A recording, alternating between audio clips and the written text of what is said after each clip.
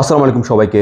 শহীদ আবু সাঈদ শহীদ মুগ্ধরা media hype পেয়েছে, কথাটা যতটুকু সত্য ঠিক ততটাই সত্য। ফেনীর শহীদ শ্রাবণ মাসুদরা ততটা মিডিয়া হাইপ পায়নি।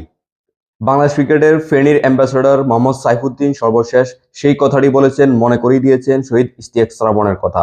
শহীদ ইশতিয়াক শ্রাবণ একজন ফেনীর জেলাভিত্তিক ক্রিকেট দলের সদস্য ছিলেন, সেই ক্রিকেট খেলেছে।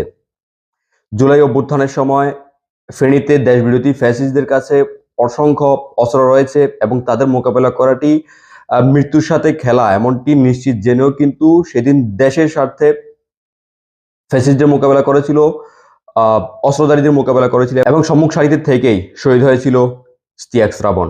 আমি আশা করব ফেনী ক্রীড়াপ্রেমীরা এই বিষয়টি খেয়াল রাখবেন এবং জোর দাবি তুলবেন বাংলাদেশ ক্রিকেট বোর্ডের কাছে, বাংলাদেশ ক্রিকেটে যাতে শহীদ ইশতিয়াক শ্রাবণের নামে কিছু একটা হয় এবং অবশ্যই আমাদের ফেনী ক্রিকেটও যাতে শহীদ ইশতিয়াক শ্রাবণকে স্মরণ করে কিছু একটা হয় এবং তার নাম সবাই সবসময় মনে রাখে।